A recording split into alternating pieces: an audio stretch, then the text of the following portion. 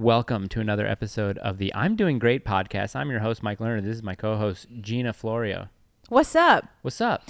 Don't forget to like What's up, baby? and subscribe. What you want to tell Joe Byron? What's up, baby? What's up, baby? Yeah, like, share, subscribe, hit the bell. Smash that like button. Do all that fancy stuff. I don't even want to get into banter before we mention our one and only great sponsor, Fog. I almost fucked up their name. How do I do that? We only have one sponsor. Fog City, vintage, new, expensive, beautiful watches. Unique. I'm wearing one. It's not one of theirs, but this is probably my most favorite watch. It's an old Omega Seamaster 30 from the early 1960s, and it belonged to my great-grandfather. Wow. So it has a bit of sentimental value. That's other cool. than, money. Right.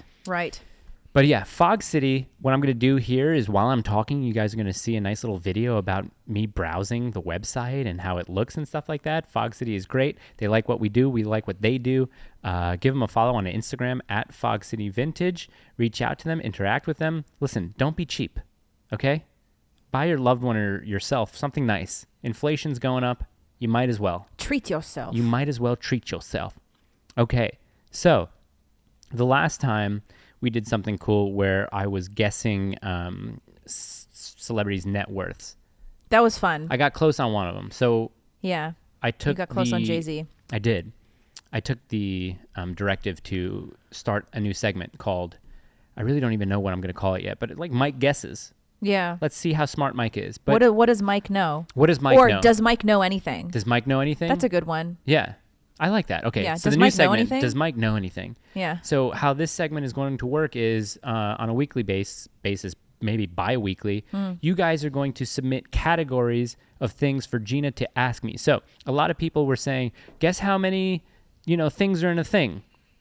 They misunderstood You misunderstood the assignment. Okay, so what I'd like you to do is a category. So some people sent along some really great categories. Someone said, can you guess what this group's number one hit is? And she'll give me you give me 5 groups, like the Beach Boys, Avril Lavigne, something like name their number one hit. Skater Boy. Yeah, yes.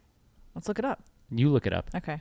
While your computer's about to die. Yeah. So 3% left. What's the name of this segment again? Does Mike know anything? Does Mike know anything? So Gina has found the first topic for this. I don't know what it is. I haven't been able to do any research because I don't know what it is. The computer screen is going to stay like this. Not Skater Boy. What is it? Guess. Oh, Avril Lavigne. The sad one. No. The music video where she's walking in the rain. Oh, wait. Is that the music video? Now I'm trying to remember the song in my head. What is it? Complicated. Oh, yeah, that makes sense. Yeah, obviously. Okay. I feel like an idiot that I didn't. So you guys can see this is going to be in real time. There's going to be nothing on these screens because what is on this screen is what's on my laptop in front of me. Joel can chime in after I chime in. Okay. So I'm not saying you're less important, but I'm saying this is called what Mike knows and not what Joel knows. So, but I want to give you a chance to guess too. You know more than I do. No, I don't want to. No. If Useless this is knowledge. what Joel knows, it's not going anywhere. Okay. So are you ready to start? I'm very ready. You ready? Well, what I think would be nice too is for people who are watching this, comment right now in the comments. How many questions are there? 2 categories. Okay. There are, let's say 5 in Okay. the first category Sure. and 3 in the second So let's category. say 8 total questions. 8 total. Okay, so in the comments right now, you type in how many you think I can get, and then you'll be like, oh my God, I was totally wrong. He's an idiot. Yeah. Okay. How many out of 8 can Mike get? Okay, so you have your chance. You can pause it, comment it now. All right. Joel, you can't look up anything that she's talking about. I see the phone in your hand. All right. Okay. Are you ready? I'm So sorry, we're going to slow start Joel. with movies. What year did this movie come out? Okay. The original True Grit. Okay. John Wayne won an Academy Award for that. The original True Grit.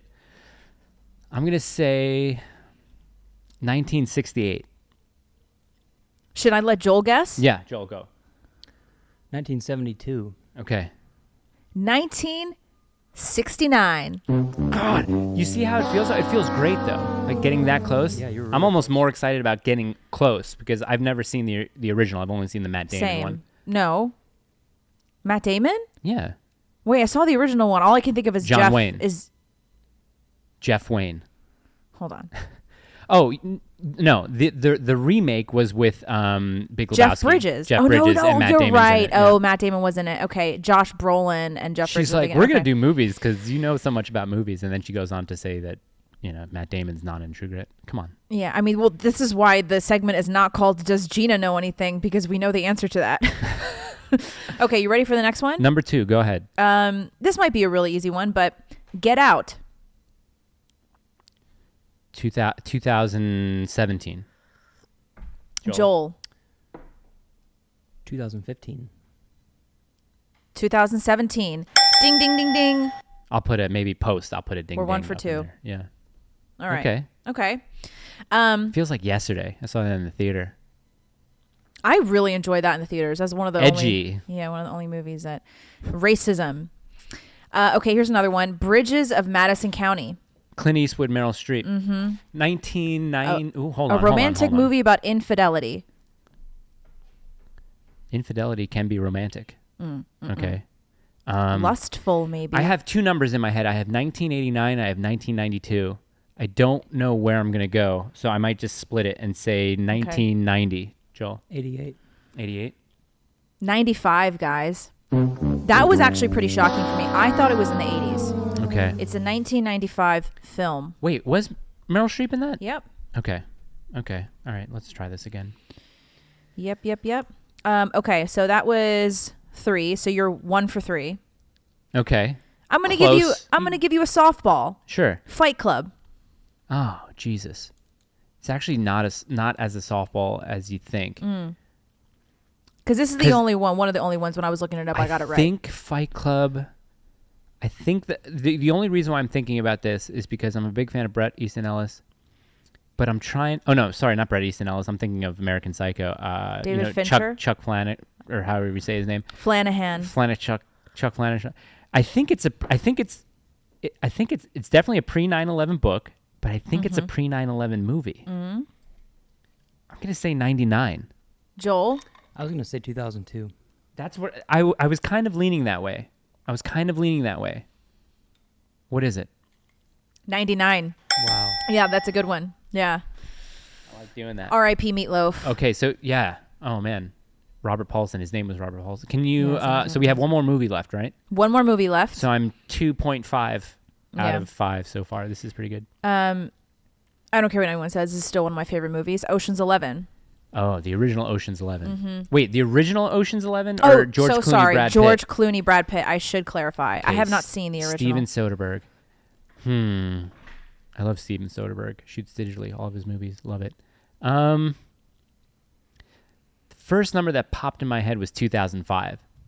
That was honestly the first number that popped in my head. But I don't know, because I think Ocean's 13 was maybe like 2011, 2012. Ocean's 12. They were maybe 2 or 3 years apart. I'm going to say 2005. I like that number. Yeah, Joel? 2005. Yeah, I right? should Like have that answered the feels same right. As you every question. What is it? It's 2001. Oh, Yeah. you know what? That makes Yep. more sense now that I think of it. I'm the same. When I think of Ocean's 11, I think more like 05, 06. But yeah, it's 01. A lot of people don't remember the kind of the first part of that movie with the poker scene with all the television stars. Yeah. Kind of like And then B-level celebrities, and then it's Topher Grace. because they're all playing themselves. Yes, But exactly. then Brad Pitt and George Clooney are playing these characters. Was Josh Jackson in that scene? Yes, Yeah, yeah. Josh Jackson. One of the Topher dudes Grace. from Dawson's Creek. That is from Dawson's Creek, Josh Jackson. There's maybe another WB show. I will always call it the WB. I won't call it the CW. I don't even know what the CW means. But yeah, that's a great scene. Okay, so are we moving categories now? Yeah, so now we're switching to national parks in the United States. Okay. This will be 0 out of 3. So So you're going to name the national park, I'm and I gonna have to guess name what state it's the in. national park, and you got to guess the state. You don't have to guess the city. Okay, there are going to be a lot of trick questions in here because I'm going to be like, oh, I think it's Alaska. This one is actually, I mean, it's You're fairly going to start me well-known. off with the softball? Yeah. Okay, do that. I mean, I think it is, but Gateway Arch National Park. Arizona.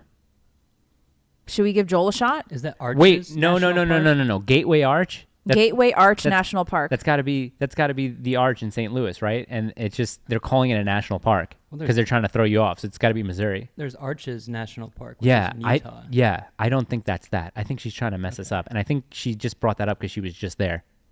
Missouri. Yeah, I would say Missouri for Gateway. Ding, ding, ding. Yeah. I love this. I knew you'd get the I right love one. inflating my ego. Okay, number 2. Okay, so you're 1 for 1. Wait, we both got this, right? Yeah, we Okay, did. visual air. Okay. Okay. Denali National Park and Preserves. Denali is spelled Denali. We can both talk about this. For these, let's both kind of chat between us. Denali. It sounds like it's Western, right? Yeah, I'm thinking Washington or Oregon. I like that. Denali. It's a type of SUV as well. Yeah, I've noticed that they name vehicles that you could go on adventures in after national parks or, Yeah. Yukon. Yeah, Um, or beautiful okay, so where do you like Denali? Denali National Park. This is going to eat up so much time of every episode. Washington. Washington? I'll go with Joel because I have no idea. Alaska. Oh, Close. yeah. It's a state I very much want to visit. Yeah. Okay, last Last one. one. Dinosaur Valley State Park. Do you know? You have no idea? No idea. Okay, Dinosaur Valley I'm trying State to Park. think of the Jurassic Park soundtrack now. It's like almost there in my head. I feel like this is a dry, like it would be in a dry state, right? And not like an alcohol dry state, but I feel like a New Mexico, Arizona, Nevada. Dinosaur Valley? Why are you doing the Star Wars? No, that's Star Wars. You're right. I'm trying to think of the Jurassic Park one. I knew that was wrong. Da-na-na-na-na.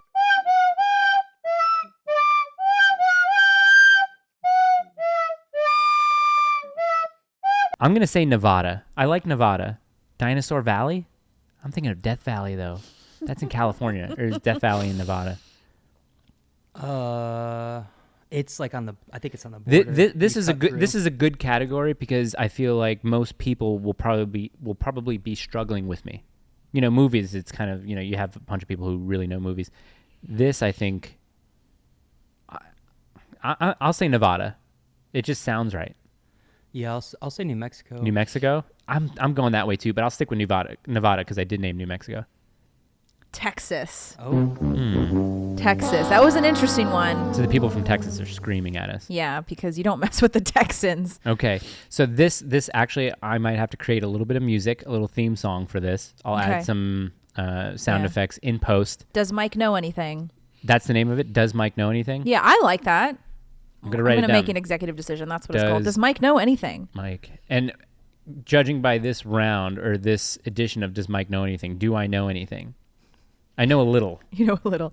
Well, you were 1 for 3 in the national parks. Okay. And you were 3 for 5. Did we do 5? We did 4. 1. No, we did 3. Oh no, in the no, national you were parks. 2 for 4. No, for the movies. I think it was 2 for 5. I thought you were 2.5. 2.5. Yeah, because okay. All right, so we're pretty done good. with Does Mike Know Anything? All right, that was fun. Did you want me to live react to something? Yeah, 'Cause I this do. Is something. I do. So this is a video. I mean, this is one of those videos that all the conservatives have the same reaction to, but there is a more nuanced discussion that I want to talk about when we show this video. Okay. Yeah. And just say pause when you want me to pause it, or I'll pause it when I want to make Sure. a thing or whatever. And to the person I can't remember exactly on YouTube who said, "Hey, can you put the videos in the video because we can't really see the TV?" I'm gonna do that. Oh. So I'm screen recording this right now. Thank you for watching and interacting. Like, subscribe. Why not? Smash that like button, Okay. baby. So this comes courtesy. I haven't looked at this. This comes courtesy of Libs of TikTok. Oh, I can already. Okay, here we go. Live reacting. I often get told, you look like a man. Sounds about right. Okay, I'm going to get in so much trouble, but I like trouble. The earth looks flat. What do you want me to do? What would you like me to do? The earth looks flat. It is not. I look like a man. I'm not one. You are one. You look flat. What? You look flat. This is the part. Wait, so he thinks he's not a man? He says that he's not a man? He's claiming he's not a man. Okay, let's keep this rolling. We hold a boundary. It will seem unkind, but it's very kind. When are you going to grow up? How many times do you think When he are you rehearsed that in going the to mirror? trust the experience and the human dignity of people like me?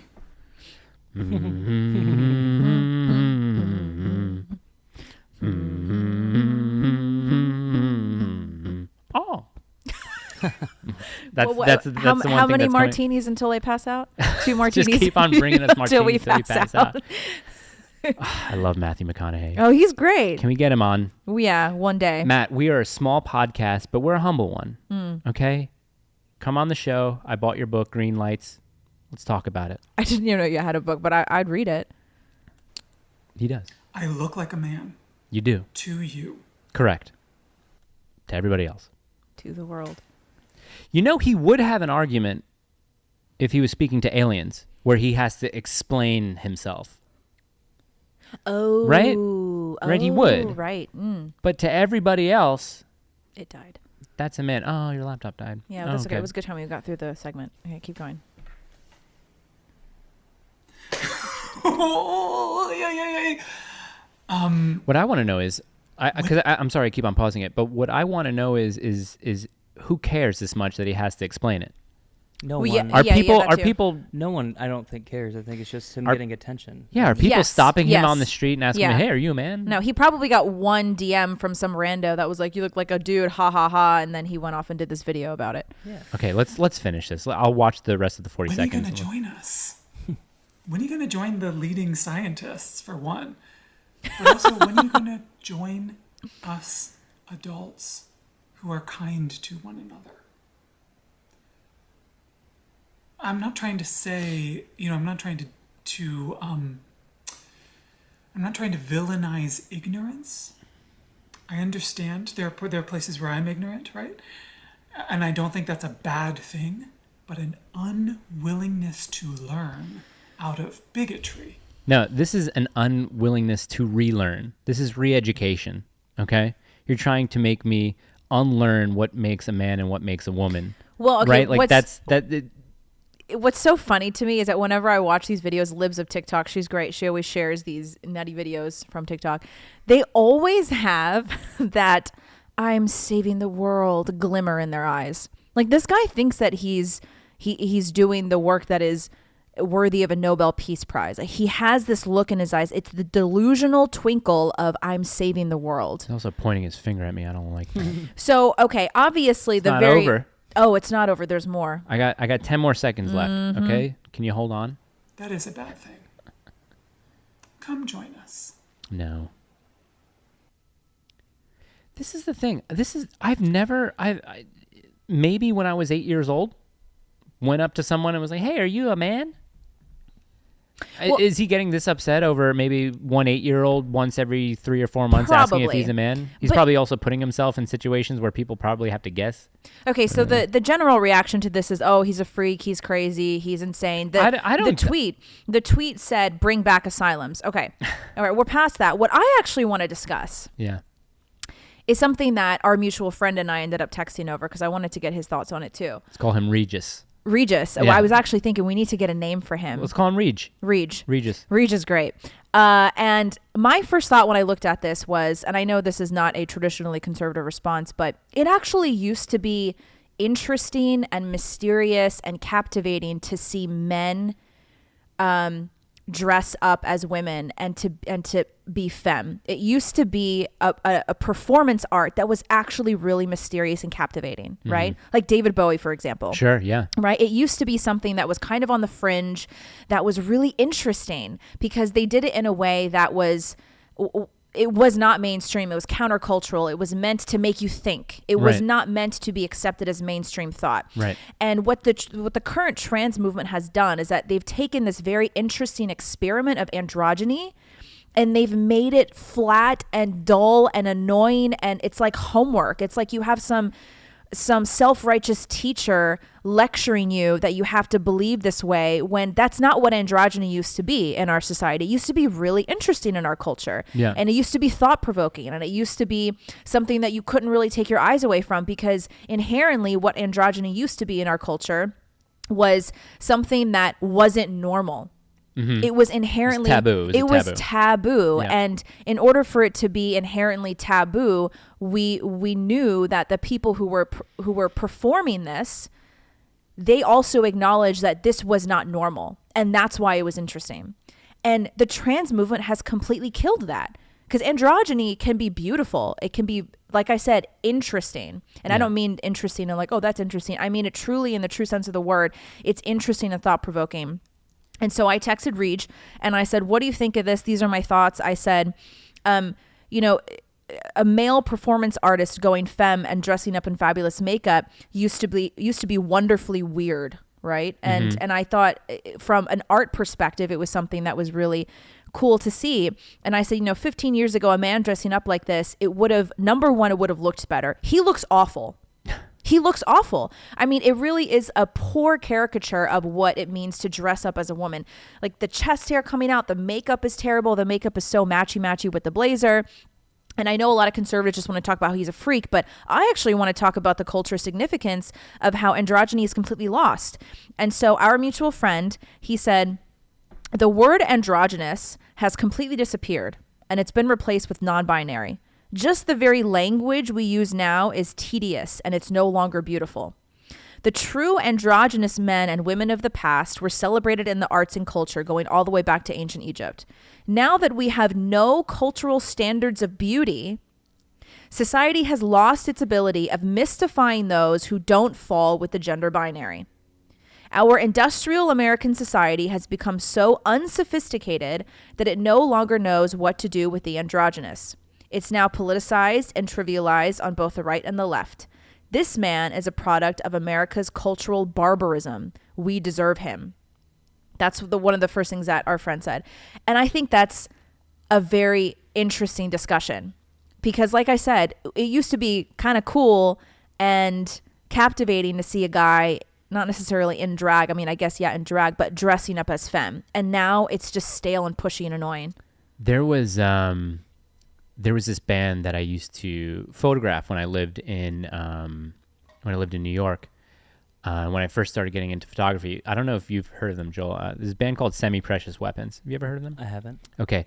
So, I think, what was the bassist's name? Cole Whittle, maybe. He went on to play in one of the Jonas Brothers who did a solo project. You remember that's A Cake by the Ocean? Yeah. He was in that band during that time. But this band, Semi-Precious Weapons, had a very Bowie-esque figure who was the front man and the lead singer. So it was glam rock.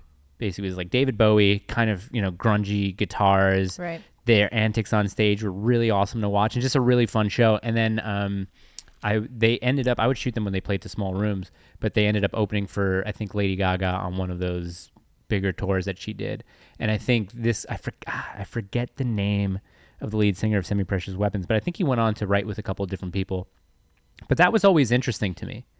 Just because, you weren't used to seeing it. And when you did, it was done well. Yeah. It was entertaining. Right. And now it's just every freaking restaurant has a drag queen brunch on Sunday. And it's just, I feel like once things are shoved down your throat, they lose their art behind them.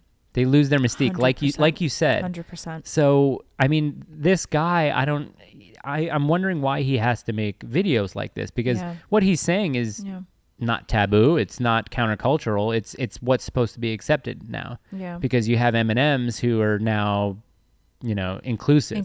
So there are going to be some they them M&Ms. There might be, a trans disabled M&M. Who knows? But But That's I mean, a good one. you had an androgynous M&M. You had the green one who wore the boots, the go-go boots. Yeah. Now that's gone. Yeah. There's no mystery behind it anymore. And so now you also have a lot of celebrities the green one was a girl, I think. And quote, I think Sorry. with the long eyelashes, right? Yeah. You have a lot of celebrities now who are trying way too hard with the I'm a man, but I'm going to dress up as a woman thing. Harry Styles, I think Lil Nas X. I get him and all the other guys confused. Yeah. And now it's just, they just wear over the top, unattractive outfits to like the Grammys. Yeah, it's clickbait. That's it's not clickbait. They're It's not not saying art. anything. It's no longer art. And another thing that Regis said is the man in this video isn't gay or non-binary or transgender. He's in pain. He is a victim of the breakdown of the family. He is evidence of everything conservatives claim to stand for. He's experienced a lot of pain, and he is rejecting beauty as a result. Interesting. And I found that to be very interesting. And going back to what he said earlier is that America has completely lost beauty standards. Okay. Like we've been deconstructing beauty for a long time. Another great example of that, modern feminism and body positivity. Okay. We are throwing out what beauty, what objective beauty means, and what the cultural standard in America of beauty is. And one of the reasons That's important. that's important. Cultural standard. Cultural standard. That's important. And one of the reasons we end up with that Yeah. is because we have no more standards of what beauty is.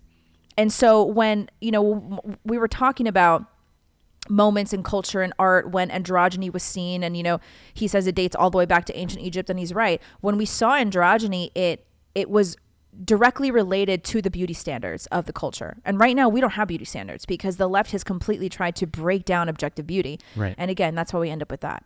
Oh. So I wanted to talk about that because everyone is sharing that, and they're like, oh, these freaks need to be in an asylum. I'm like, well, hold on a second. Let's talk a little bit more and have a nuanced discussion about what this means, because I think androgyny is beautiful. Okay. Especially as a form of art, and something that's kind of on the fringe. It's something that's beautiful and can be an engaging discussion and thought-provoking, but that is not it. Yeah, I don't know if I would necessarily classify it myself as beautiful. I think I'd probably go and say that it's more interesting to me. Yeah. Yeah. Yeah, it's interesting. Yeah. Yeah, Bowie's interesting. I Very love Bowie's interesting. music. Yeah, and Bowie was, he was a cultural icon for a reason. He was the first of his kind in many ways, and we just don't have anything like that anymore, because now if you at all dabble with dressing up as the other gender, all of a sudden you're non-binary and everyone needs to accept this new trans ideology and your pronouns, or else you're a bigot. Like, that's so not interesting. Yeah, it's boring. It's boring. It's boring. It's stale. It's pushy. And it's, like I said, it's like homework. Well, what's the counter to that? So what would be the actual counterculture now? I mean, what I see as counterculture right now is accepting beauty. What I see is beauty and accepting and defining femininity. Is Kate Moss the new counterculture? Yeah, now? that's the new counterculture is like Bella Hadid. Right. She's a very classic supermodel that has that kind of dead look in her eyes, and she's beautiful but kind of not at the same time, and that's what a supermodel used to be. And she plays with sort of evil but beautiful looks, and we just don't have that anymore on a grand scale in terms of mainstream. We have that crap instead. Yeah. And I think now what is countercultural is objective beauty and really choosing to define what beauty is in our culture. Yeah, and that can go back to the discussion about art and going modern art versus classical art or Renaissance and stuff like that. What makes a Renaissance fresco more beautiful than a Jackson Pollock or something like that? So the idea of modern art has been shoved down our throats for the past 50 years, 60 years, but I still see merit in both. Where a lot of the kind of new conservative thinking is, no, all that modern art is trash. It's subversive. It's meant to, what's the word? Corrupt. Meant to corrupt young minds. Sure. And I think, like I said last time and what you said before, it's discussion provoking. You know what I mean? I love talking about art subjectively, but like you said, there are objective standards when it comes to things like beauty or whatever. Also, one thing that androgyny used to be is that it was always meant to be for adults. Mm-hmm. It was never leave the kids out of it. It was never a thought-provoking exercise that was meant for children, and because it was inherently taboo and on the fringe. But now that everything has been muddled and flipped, we now see this weird trans agenda being shoved onto children and telling us that trans kids exist and they need to be protected, and we need to bring drag queens into story hour at libraries. That's where it's taken a huge turn, and that's why so many conservatives are really mad about it, because like I said, androgyny and these cultural thought-provoking exercises used to be just for adults. Right. It was never marketed to children. It was never meant to be for kids, because yes, kids can get confused when you're talking about man, woman, what a man's supposed to wear, what a woman's supposed to wear. That's why forever, ever, an eternity until about 5 years ago, we were taught that boys played with little trucks and they wear pants and shorts, and girls like to play with dolls and they wear dresses, because you should not be confusing children about gender. You should not. But for adults, and this is a conversation a lot of conservatives just aren't willing to have. For adults, I think discussion can go deeper. That discussion can go deeper. Sure. That's kind of the difference. One of the many main differences between children and adults is that adults are able to have more nuanced discussions and bring in discussions of art and culture, but children, they they should not be confused about these things. So that's also a huge difference now, is that guy who claims to be non-binary, whatever they, them, he's just an effeminate man. Yeah, he's just an effeminate man. Right? Yeah, and What's wrong with that? Who dresses terribly and puts on horrible makeup. What's wrong with that now? Because apparently there's no such thing as effeminate men. An effeminate man isn't a man anymore. Yeah, it's just they're just non-binary now. It's like a friend of mine, Ariel, I think Scarcella is how you pronounce her last name. She's a lesbian who talks a lot about how there are no more like butch women or masculine women, you know, kind of like butch lesbians. They're just Elliot Page now. They're just dudes. You know, it's just that is gone. That whole thing still confuses me. So is she Juno? Yeah, Juno. So Ellen Page so good in is Juno now too. a dude. Is she still attracted sexually and romantically? I don't know, but to she got guys fake abs. Or to women now? Did you see her She's latest a straight dude. I don't her know. latest Instagram post? She got major facial surgery. I feel bad for her. She just butchered her like body. a little Michael Jackson kind of. Yeah, it is. Yeah, I honestly feel Yeah, bad for I was her. talking to someone about it being a mental disorder. And this person who just had to bring up the fact that he's a PhD in neuroscience said, you know, well, modern medicine now dictates that it's not a mental disorder. And he just went on a diatribe about the medicine behind it and how there's a consensus among doctors that it's no longer a mental disorder. And I said, well, if you have people who are literally chopping off pieces of their body because they don't feel that they were born in the correct gender, then I think it is a mental disorder because it's very close to what body dysmorphia is. And there's something, I forget what it's called, but there's an actual condition where people who chop off their limbs because they feel that they're not supposed to have them. Right. And the guy said, that's just a myth. That doesn't happen. And I said, excuse me. I said, you can't be a PhD and then tell me that something's a myth. And I sent him 3 links to there was a New York Times article and a couple of medical studies from medical journals. I said, these people exist. It's rare, definitely, for sure. It's not a mainstream thing to chop off your leg because you feel like you should be you were born with only one leg. Right, yeah. But it does happen. So what separates that person from someone who feels like he or she was born in the wrong gender, decides to surgically remove their breasts because, you know, men don't have breasts? Yeah.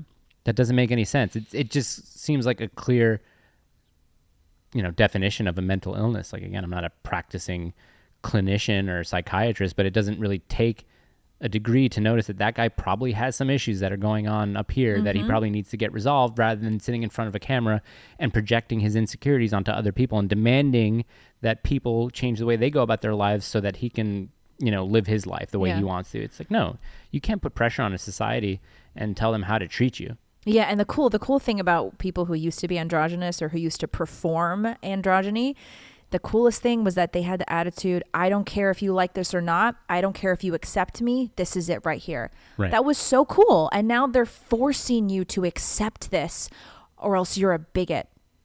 And that's another main difference too, is like when people used to perform androgyny, it was this kind of like F you attitude. I don't care. This is me. I'm here. I'm showing up. And it was cool. Yeah. But now this is like, It's like, oh, you're boring. You're so boring, dude. Yeah. Come on.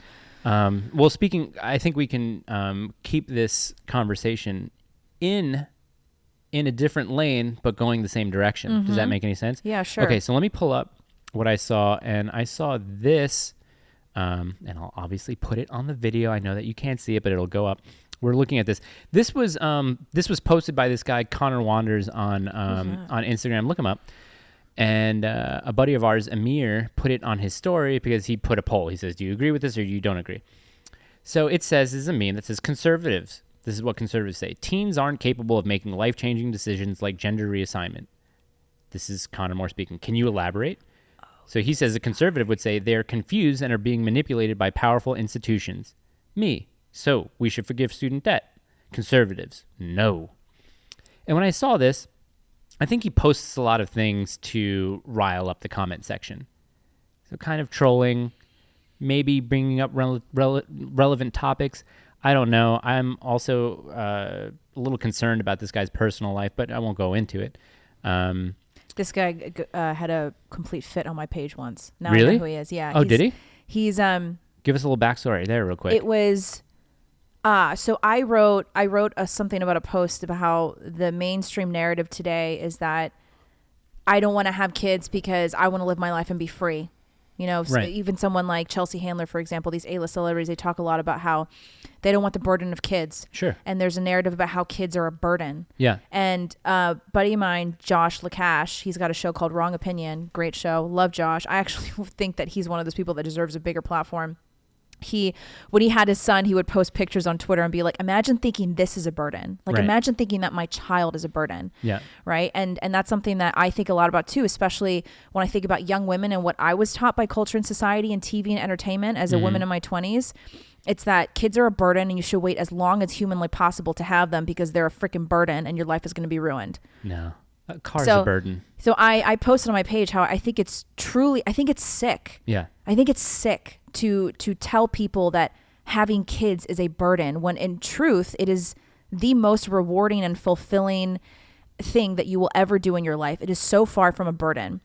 And he's married, he doesn't have kids. Doesn't have kids, Right. obviously. Of course. So, Those are the people that say yeah, these things. I mean, I hate it's like, I don't want to make it as if it's an argument from authority, but it's true. People who argue that never have kids.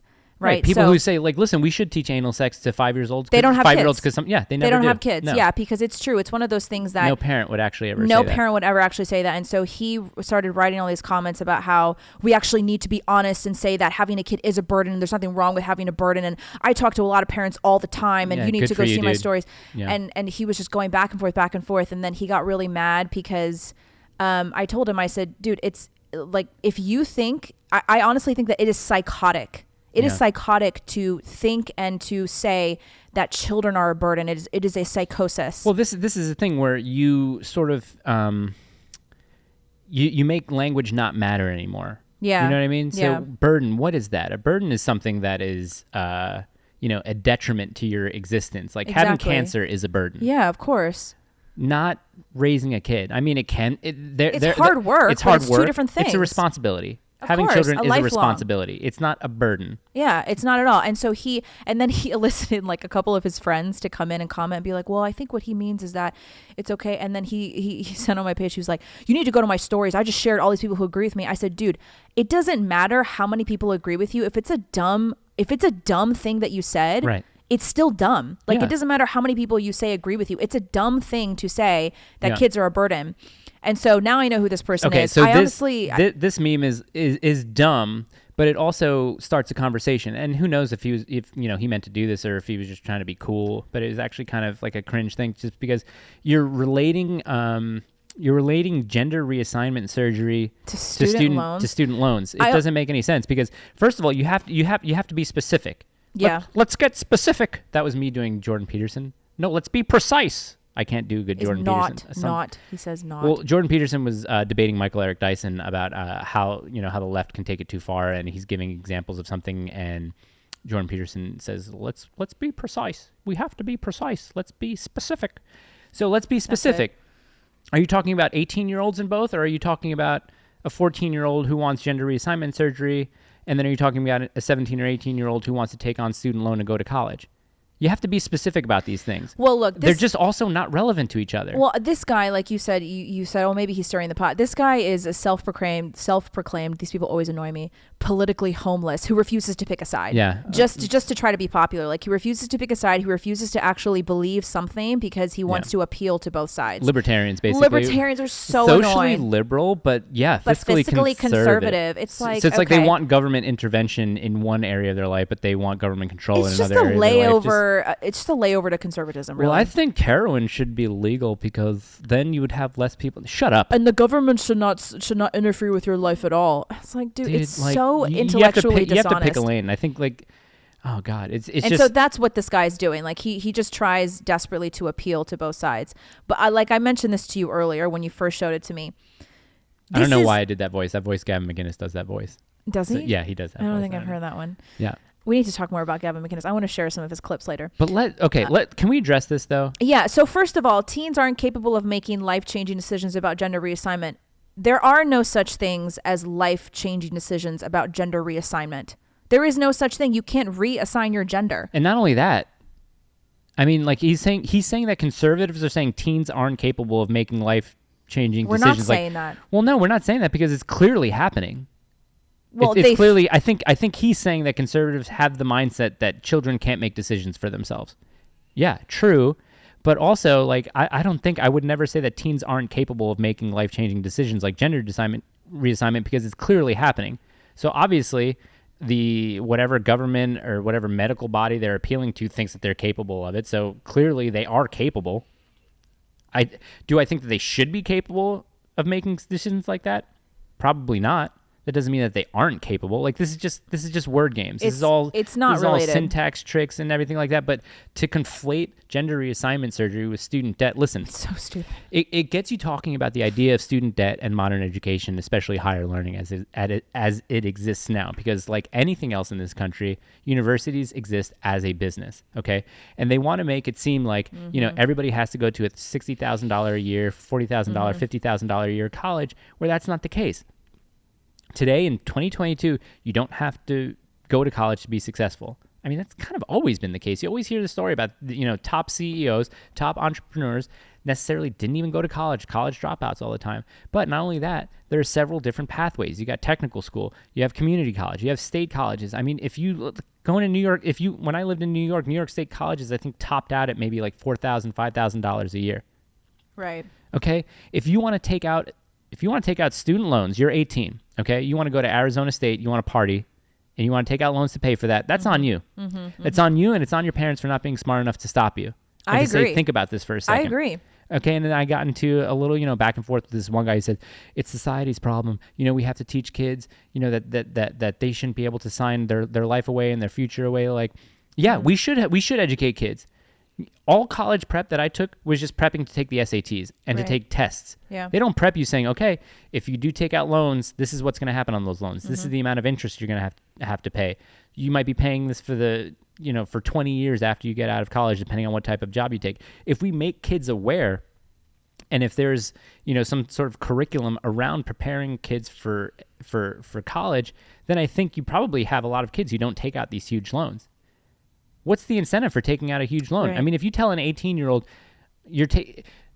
and I'm a victim of this too, because when I was younger, I thought, oh, loans, I get the money now. I don't have to worry about it till later. Right, yeah. No, that's what the mindset is. You have to tell these kids there are really severe penalties for having these loans that you have to pay for the amount of interest that, you have to pay off the interest first before you even start paying on the principles of these things. But, forgiving student loan debt, I just think it's another layer of government overstepping its bounds, because listen, you have people of their free will who are signing these student loans. No one's putting a gun to their head, even though people say, yeah, there is a metaphorical gun to their head in the form of pressure on being able to get a job, pressure to go into college. Okay. So again, you're talking about how a certain segment of society feels. You sit a kid down 2 years before colleges, and you say, listen, you're about to make a very big decision that are going to have consequences and that are going to have repercussions later in your life. So think about this. Here are the options that you have in front of you. Okay? If you're a good student, you could probably get a scholarship and go to Harvard, go to Yale, go to, any of these private universities. Or if you want, if your grades aren't too good, but you have great extracurriculars, you enjoy being in school, here are some schools that are affordable. They look into the parents' earnings, because parents most of the time will want to pay for their kids' education. It's like, if I'm a parent, I don't want my 18-year-old taking out $130,000 in loans. No. What parents aren't talking to their kids about this? Yeah, exactly. So this is the problem. And I mean, like, to say that this goes back, can you elaborate? And they think that conservatives say they're confused and are being manipulated by powerful institutions. Kids aren't confused about student loans. They're not taught about them. Right. That's the issue. Yeah. I mean, but the other thing is kids are taught all the time about gender. Gender is the topic of discussion around schools all around the country. Also, there is no such thing as canceling debt. That is also a huge misunderstanding of basic economics. So that's why we always joke about how Ayanna Pressley and AOC and the Squad or whatever, they're so low IQ because they actually believe that there's such a thing as just canceling debt. Yeah. You just cancel. You just forgive it. You just forgive it. That's not at all how it works. And number two, the fact that anybody would think that it's comparable cutting off parts of your body or physically altering your body for, at least the near future, if not forever, they think that's comparable to owing somebody money. Yeah. It's like, it's so twisted, and it's a bit sick. I just don't know how anybody could think that those are comparable whatsoever. I think you're right. It is an attempt to be edgy. Right. Oh, I'm going to be edgy. Let me troll these conservatives. I'm going to straddle the fence. Yeah, I'm going to troll the conservatives. Like, dude, it's actually an embarrassment to yourself that you think it's comparable to cut off your breasts as a 15-year-old and owe somebody $30,000. Yeah. No, it doesn't make any sense. It's not at all. I'm trying to think of other topics that could maybe be related to the first one of, teens. It's like, are teens aren't capable of making life-changing decisions like gender reassignment. I would say, are teens capable of making decisions whether or not they should have abortions or not? I think then you can probably compare the two of those, because those are things concerning people's bodies. I don't know. Maybe that would be more comparable than, banking. It really, I kind of hate to say this, but this is one of those low IQ exercises. They think it's thought provoking, but it's really not. Yeah. No. Teenagers are still children. Okay? They shouldn't chop off body parts in order to feel like they belong in a certain gender. However, I also think that they should be educated on what debt is, what a loan is, what they're getting themselves into, and what they're getting themselves into. In both, educate them about both.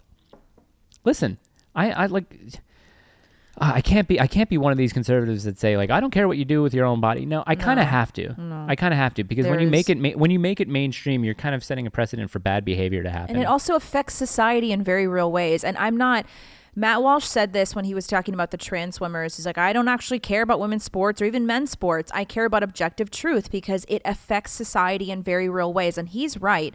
This whole myth of gender reassignment, there's no such thing as gender reassignment. You can cut off all the body parts you want, try to build a penis all you want. You're never going to change your chromosomes. You're never going to change every fiber of your being. Just like Matt Walsh says in one of his last podcasts, he said, he said this on Dr. Phil. Mm-hmm. He said, we can dig up bones from thousands and thousands of years ago, and we know it's a woman or a male, or a man. Right. And so that's why I'm not playing this game where we pretend like gender reassignment even exists. No, there's no such thing. It's mutilation. It's pure mutilation.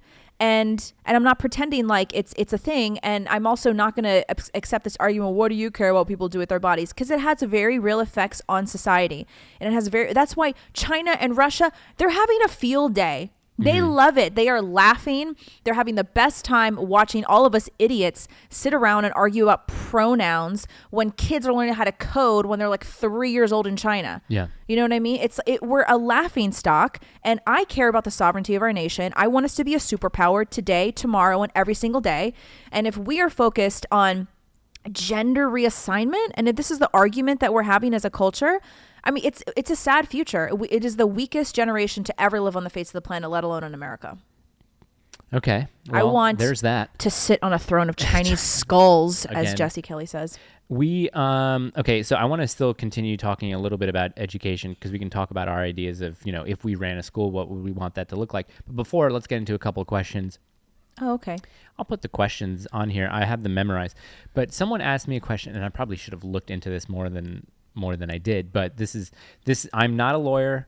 I'm not a law enforcement official. You don't have a JD? So no, I don't have a JD. I did take the LSATs though.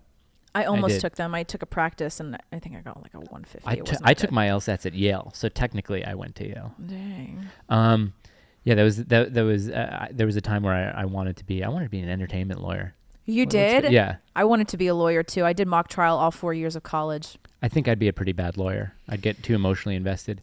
I would be really good because I have no emotions. So the first question is, someone said that they were getting their CPL license, which it's concealed pistol license. I'm assuming what CPL is. We have CCW, concealed carry, for us here in Tennessee. And what this person wanted to know is, Mike, do you carry inside of establishments that don't allow it? So basically, you see a store or a restaurant or something that says, no firearms, and it'll have the little gun with the circle crossed out, and it'll have some type of code on it, like US code, whatever, or local code, whatever. And the answer to that is yes, I do. And if I'm patronizing a place where I've never been to before, but I've made my way there. Let's say going there with the family, I'm going there by myself. I've never been there before. I used to think, oh, well, forget it. I'm not going in there. They're not getting my money. I'm not going to patronize this place. They don't like guns. They want to make themselves a soft target. I'll turn away. No, I just go in there. They don't know. They don't know I'm carrying. Right. It's not on my hip. You don't know where it is on my body. No, I don't. And the reason I've said this to my wife is she's like, you do? And I was like, yes. If we go out and we have the baby with us, and if something happens inside a restaurant, I'd rather go to court than be dead. That's what my dad has always said Yes. ever since I was a kid. He does the same thing. I'd rather be judged by 12 than be lifted by or buried by 6 or carried by 6 or whatever it is. I don't know that one. Yeah, that's it. But yes, I do listen, and this is at your discretion or not, because no one, places that have those signs, they're not asking everyone who comes in, do you have a gun on you? You have a gun on you? Right. You have a gun on you? Most of the time, you're the only person that knows that you have a gun on you because you have a gun on you. Okay, that's why when I first started carrying, I'm like, oh my God, people are gonna know, like it's a little bulgy here. And then I was told by a friend, like, listen, no one's gonna know because they're not looking at you for that. Right. They're minding their own business. They're not really paying too much attention to you. That's why you are very conscious that you may be printing, or that you're. That's what that printing is, when your piece of clothing will rest on your holster on your gun and make a mark, basically like a visible mark. Okay. But yeah, I carry everywhere. The only place where I don't carry, where it's especially illegal if you do, is any federal or state building where Right. they do have armed security. Yes. So there I'm a little less worried about not having my gun on me, because they're either uniformed policemen in maybe like federal court buildings, state court buildings, state government buildings and stuff like that. The DMV, sometimes there might be armed security there, but I know that you're not allowed at DMV. So it just depends. And it's up to you whether or not you want to patronize a place that wants to be a soft target. Me, if I'm aware of a place that is beforehand, I usually won't patronize it. No, fuck that. There are a bunch of places in Nashville that I've gotten there. It's like, no guns allowed. I'm like, all right, well, fuck this place. Not Redheaded Stranger, right? No. Great. No, they're fine. I don't think they have anything like that, and I probably still would anyway. Because they seem kind of woke. I don't know. Well, now I've said it, so if they ever find this video of me saying that that I am more, that'll be tough. You can kiss those refried beans and cheese tacos I had goodbye. them yesterday. Aw. Yeah. So that was one question, and then the other question was, talk for a little bit. I drank way too much coffee this morning, and I have to pee so bad. I got to pee like Seabiscuit, but I will. Can you hold off? Yeah, I can hold off. I'm not generally a coffee drinker, because it used to, well, still does. It makes me a little jumpy and anxious. Mm-hmm.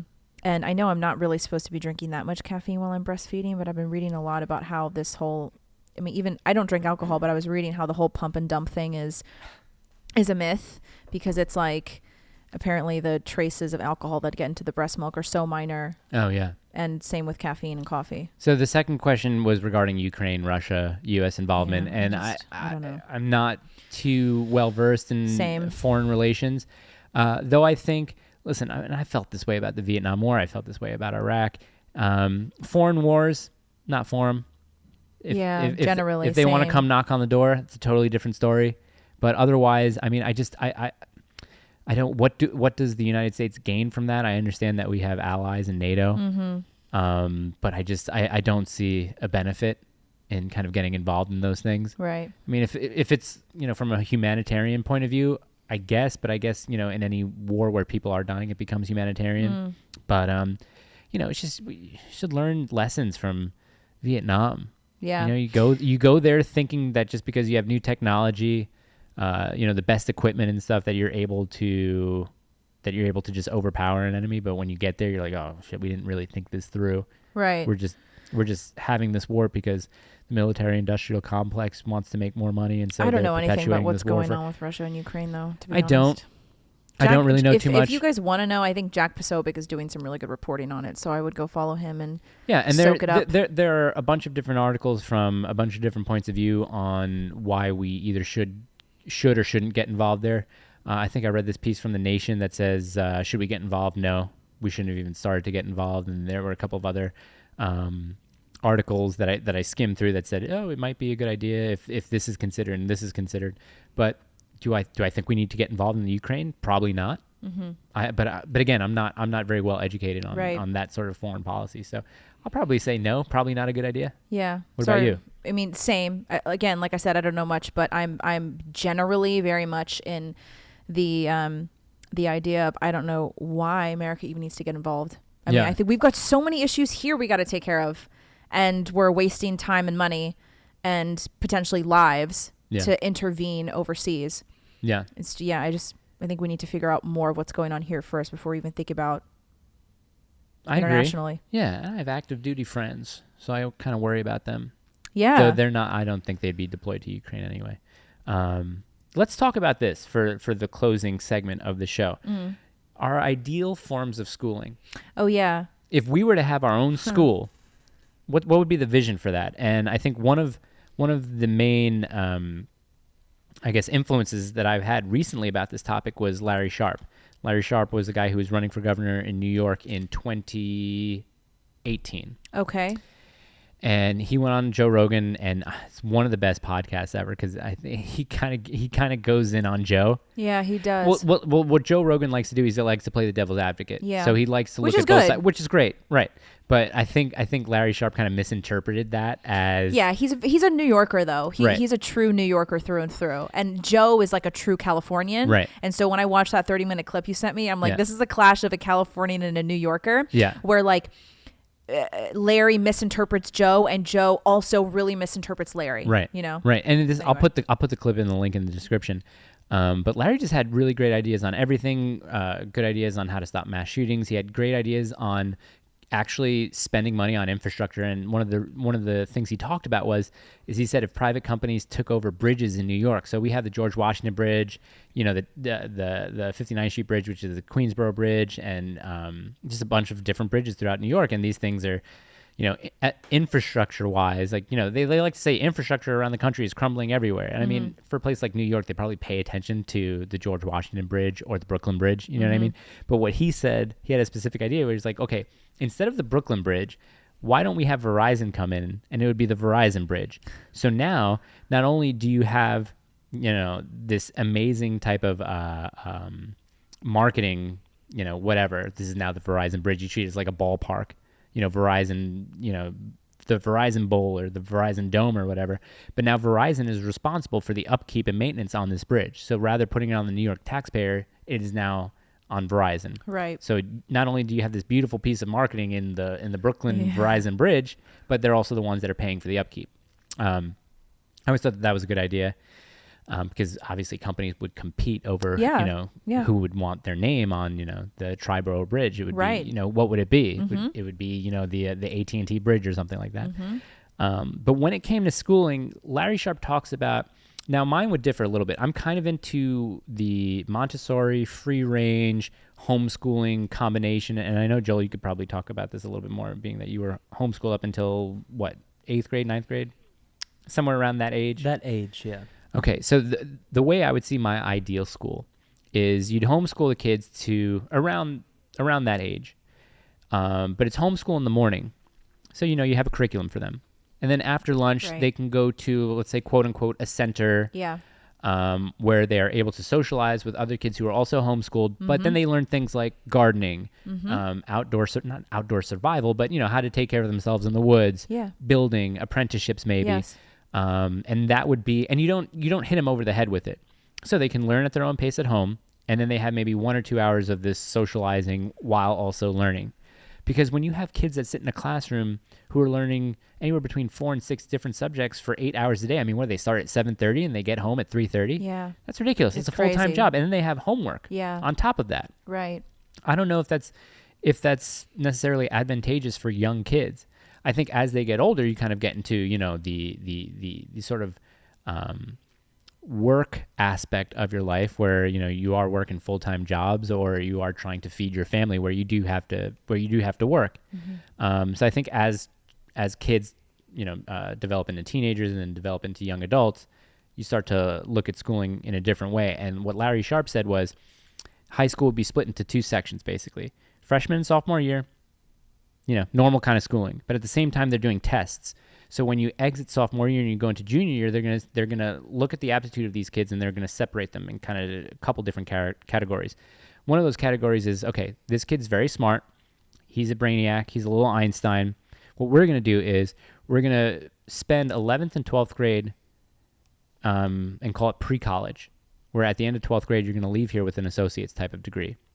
And you're going to be around other like-minded students because they have also chosen to be here as well.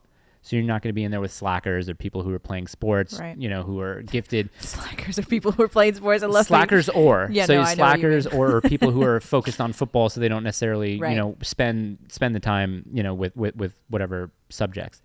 And then I think those kids are probably best suited for scholarships going, Yeah. Leaving high school. Then you have the other kids who, okay, you're not a brainiac, but let's say you're gifted technically in this area or this area or this area. What we're then going to do is we're going to hook you up with an apprenticeship, with an internship. So by the time you leave the 12th grade, you're already going to have 2 years of experience in whatever field this is, whether if you want to be a mechanic, an electrician, an engineer, let's say you want to be an architect. I mean, I guess you have to be pretty good with mathematics, but architecture now, it's all about computer programming and stuff like that. So maybe kids who are gifted in different ways can spend the last 2 years of high school, spending it with an electrician, where upon graduation from high school, boom, they're in the electricians union or whatever. They have a job. So they don't necessarily have to waste their time and their money going into debt with, getting a 4-year degree in something that's not necessary for that job. So I think that's a good split. And he talks about this a lot. He also talks about the sort of bureaucracy involved in the Department of Education, Totally. whether it's administrators, too many administrators in a school, being able to fire bad teachers, the teachers unions and stuff like that, eliminating all these stuff. And I like what he was talking about, eliminating funding or cutting some funding. Yeah, cutting funding. Yeah, when you hear cutting funding, let's say the funding for this show is $1 million, okay? And going on every year after that, it maybe increases incrementally, $10,000, $100,000. When I say cut funding, most of the time it means I'm cutting all new funding. So Right. the budget still stays at $1 million. And that's what I think Joe Rogan had a difficult time trying to understand. He's like, you can't just cut funding. Right. He's like, I'm not talking about eliminating funding. I'm talking about dramatically reducing the amount of funding that it takes to run a school based on a school that has 12 administrators, Yeah. 4 assistant principals where Yep. it's not necessary, and you have really bad teachers. Yeah. Yeah. Well, I mean, it's a scary thing initially to a lot of liberals when you hear the term cutting funding, because they think that you want to just totally pull the plug. And it's Not only also that money solves everything. Yeah, I was just going to say it's a misunderstanding. These people actually think that throwing money at the problem is going to solve it. Like giving them money, it's kind of like it's kind of akin to government welfare, right? The welfare state. It's like if you just give them money, just give them more money, it's going to solve the problem. But I think I mentioned a couple episodes ago, I have a couple family members in New York City who work in the school system, and they tell me all the time whenever they come visit me for the holidays about how the school systems are so bloated, just bloated with unnecessary administrators and unnecessary faculty. And they have like four different headmasters and 5 different diversity and inclusivity officers, and all of these administrators and faculty members who don't do anything really when it comes to improving the children's learning and education. And it is a total waste of money, and it's a total waste of time. And Joe Rogan, when he asked Larry Sharp about, well, why do you even have all these administrators, and he explained it's like checking the boxes, yeah, checking the boxes for the government so you can just get more money, and it's a total waste. And so I agree with him 100%. This is the high school. I went to a private high school growing up. Yes, privilege. Yes, my parents worked very hard. Dang. This is Westbury High School where I grew up. So let's take out average income or what property taxes, but knowing what my parents pay in property taxes, I think is somewhere between $15,000 and $20,000 on their home, and at one point they had 2 homes, so they were paying probably anywhere between $30,000 and $40,000 in property taxes per year. And where does that money go? Lord. Most of it goes to schooling. All right. Okay. So if your property taxes, and this is just one family is contributing $40,000 every year, just to property taxes, and I don't know the percentage of allocation that goes to schools directly, but would you want your school to be ranked 440th in the state? That's crazy. 440th. That's awful. I mean, look at these numbers down here. The graduation rate. Okay, depending on how much money that they're getting, and still, these are high. Westbury has some high property taxes, but shouldn't I would assume the graduation rate had better be over 90%. Yeah. Reading proficiency? Oh my gosh, 81? This is horrible. passed at least 70 one AP exam. 70% mathematics proficiency. Yeah, no, it's not good. So imagine someone, and they have to vote all the time. I remember when I was living with them up until like a voting age, and even after that, they would say, "Listen, you have to come and vote because you still live here, and the school budget is being raised again." For the longest time that I've lived there and been able to vote on Long Island and in Westbury, the budget of the schools was always being raised. Yeah. And that number, 440, never improved. Oh my gosh. So it's just one of these ideas of throwing money at a problem fixes it. And I don't want to say that it's like the general liberal point of view, but I mean, you would think that throwing more money at something might make it work. It sounds like it at first. It sounds like it at first, but okay, we're throwing more money, but what are we eliminating? Right. If we're increasing a budget, what are we going to eliminate? Well, we gotta raise money for these kids to get more instruments and stuff like that, and the art department. And I'm like, well, okay, is that important? Is that important? And listen, if you have a town and a county that let's say the average property taxes are anywhere between $15,000 and $20,000, people are probably pretty comfortable. Why don't you do some fundraising? Yeah. Why don't you do some private fundraising for computers or for sports or for musical instruments? Why does that have to be taken out of my tax dollars if the school isn't performing? Mm-hmm. So you're telling me that you want to raise the budget for the schools and buy more musical instruments, yet only 80% of your kids can read? Yeah. This is at a high school level. Yes. This is at a high school level. No. It seems like your intentions are misplaced. Mm-hmm. And that, we could talk about the state of education in the country for a whole episode, for a whole week, for a whole month. Yeah. But I think talking about that last slide from Instagram where it's just, talking about canceling student debt, there needs to be a bigger discussion. Look, Joel, do you wish that you would have gone to a traditional school looking back on it, That's or a how do good you feel about question. that? Yeah, looking back on it, I was thinking about it. If student debt was to be canceled now, and I didn't go because I was responsible and didn't want to acquire debt, which was a big part of the reason I didn't go. Yeah. I don't think it's fair to me that I didn't get the chance to go to school. So I should be able to go to school for free too. I Right. think if we're going to cancel student debt, I don't. Go on. Yeah, I had a good thought on this when we were talking about it earlier. Yeah. I'm just blanking on what it was, but that's the reason I didn't go to school. I looked into military as an option for me to be able to go to school, but I stopped doing my homeschool around 5th grade. Okay. So I skipped 6th, 7th, 8th grade, 9th grade, and by the time I was going to high school, Yeah. I didn't have the credits to transfer in as a junior, so I had to go to an alternative school to get credits to work at an accelerated pace. Okay. And I eventually got a GED because I would have graduated. I would have had to take every summer school class, every elective, not fail any classes to have the required amount of credits to graduate at the latest possible age that I could. Okay. So it made more sense for me to just get a GED. Right. But so you're saying the one thing that stopped you from going to college or university was the debt? A big part of it was the debt. I didn't want to, and at that age, How old were you when you made that decision? 19 probably. Okay. Yeah. And I was working in skilled trades doing construction. Right. And going to that alternative school simultaneously. Yeah. But I was also living on my own. I've been mostly on my own since 15. Imagine someone who works and pays his way through college, leaves with no debt, and has now heard about the government forgiving all student loan debt. How does that person feel? I know. Yeah. This isn't a rare thing that people work their way through college. This happens all the time. My thought on student loan forgiveness is it shouldn't come from the taxpayers' money. I think it should come back from the schools of which the money was given to. And the schools should be returning that money back to students. And I'm all for that because that's not out of my pocket at all. I just see these massive campuses. Belmont's a great example of how much money they sink into the aesthetics of the campus and Right. these new buildings. And I'm like, and the tuition is really, really high. Really at high, that yeah. school. I don't understand why would we forget, if the money's coming from it's got to come from somewhere, I would assume taxpayers, why are we paying for that when these schools are building these beautiful campuses? It just kind of seems like, well, this doesn't make it. What are we're forgiving this? I think the school should have to pay that back. Right. So, that was the point that was on that guy's post. The comments were talking about, like, listen, if we're going to forgive student debt, why don't we just give it back?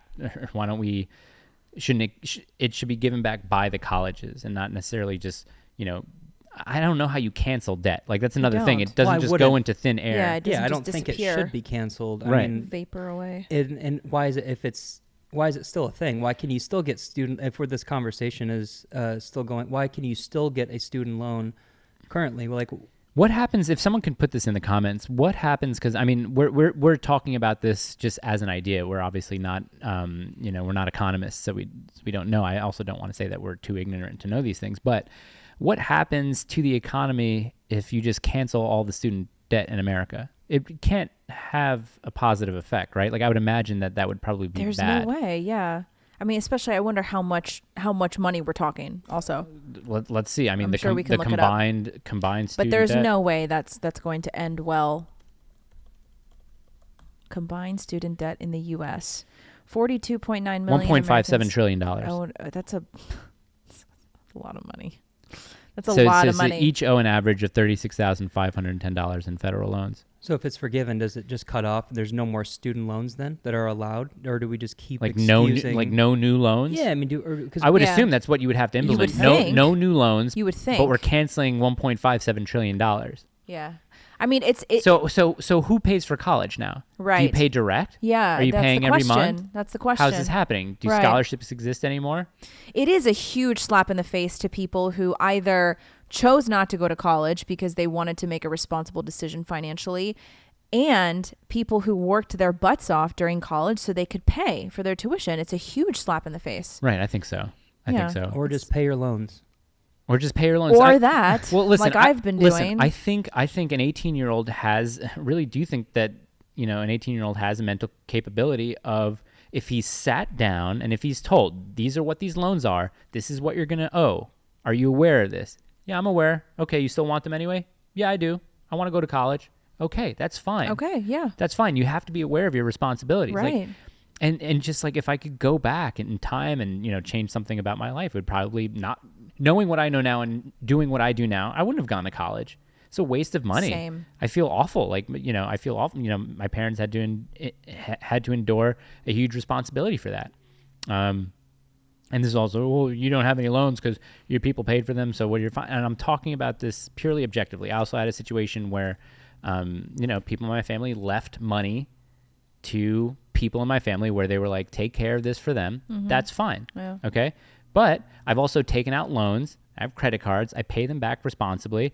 I've also had loans where I defaulted on because I was lazy and I was like, they're just loans. I can pay them back when I want. Yeah. No, guess what? You can't. You can't. Okay, Yeah. do the thing when I owe taxes. Yeah, I'm like, yeah. okay, Whatever. the IRS isn't going to catch me. They may not catch you, but what they're going to do is they're going to increase the interest on what you owe, and then you're eventually going to have to pay them. Right. So it's just I want people to be responsible about these things. I want people to be aware about these things, and I want to teach our kids what to expect. I've had debt for 10 years. I've had student loan debt for 10 years. I mean, what's funny is that my graduate school, when I went to Harvard, I barely had any debt because I had really good scholarships. But for undergrad, Yeah. man, I tell you what, I'm still paying off the debts. And I don't come from a particularly wealthy family. Like growing up, my family was blue collar. But, so those. But I'm sure if your debt was canceled, you'd be like, oh, sweet. Yeah, I would. But, I'm. But also at the same time, Also you're at like, the same time, well, I'm what like, happens now? Yeah, I mean, I walked into that decision, so I'm not going to play this game of like, oh, well, we shouldn't. The teenagers are manipulated, and no, I mean, you can, quite a bit when you're 17 and 18 years old, Yeah. and if you really want to understand the gravity of the decisions that you're making, you will make an effort to do so. But the problem is that almost all decisions that 17 and 18-year-olds make they don't come from a place of responsibility. Right. So there's this, we just don't make great decisions when we're that age because number one, our brains haven't even fully developed and we have a very naive view of the world and we have short-term thinking. Yeah. So the solution is not to just cancel everything. I mean, there's always going to be terrible decisions that we make as a 17-year-old, and this is certainly one of them.